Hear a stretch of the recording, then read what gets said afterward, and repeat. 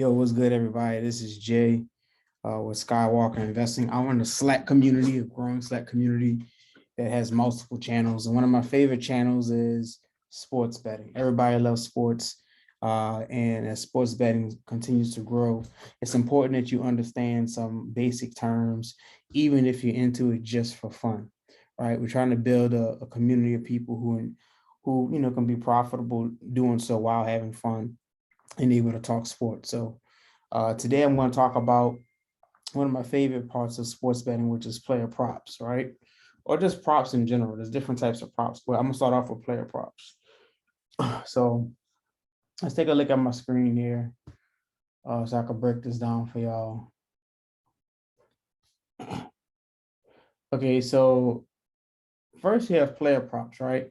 You can really take advantage of props as an edge, right? In the market, if you really understand matchups and averages. Let's look at an example of a prop that may be offered by sports books, right?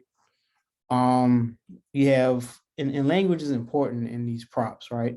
You want to understand like what it's really saying. Okay. You might have something like Joe Burrow throw more, will Joe Burrow throw more than 2 touchdowns?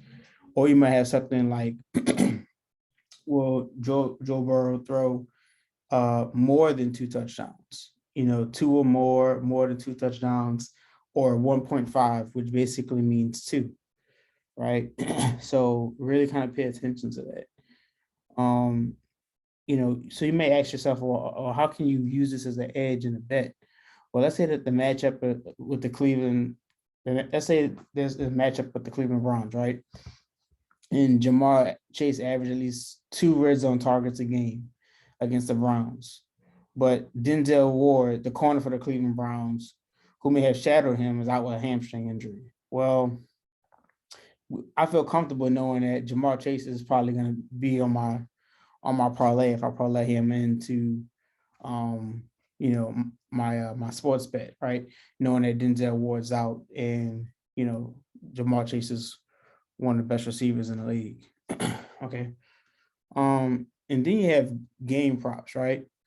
They offer fair value as well. With the proper research, you can increase your probability of being right.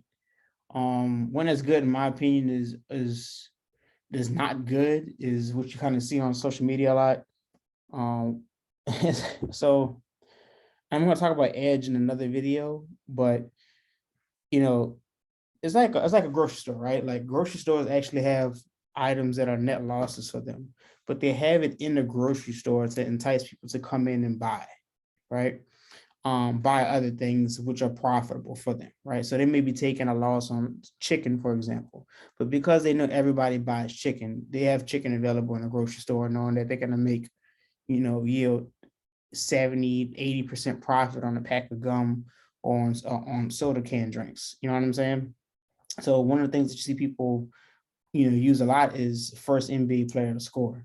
Like there's a difference between like betting with an edge, which means like I'm like really trying to win, and betting like I want to say this, and people are going to see this as sports betting continues to grow. There's a difference between, and there's going to be a difference between sports betting and gambling, right?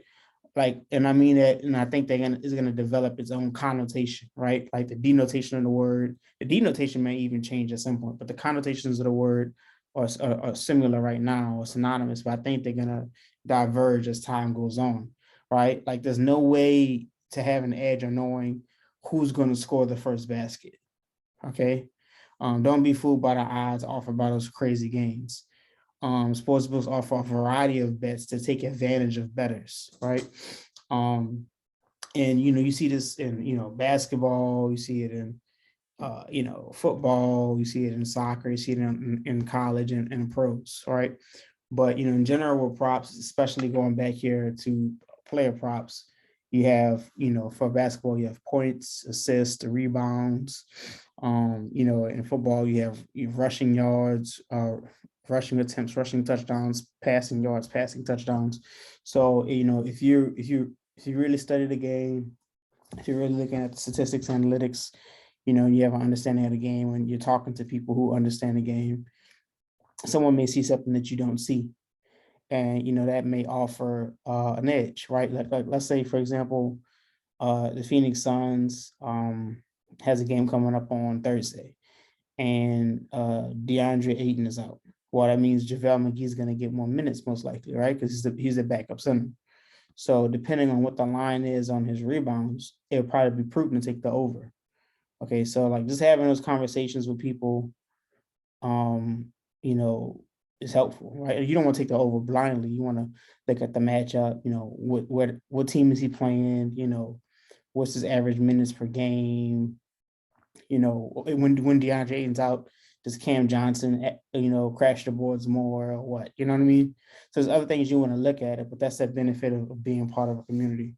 But if you're interested in joining the community, come out and you know, check out Skywalker.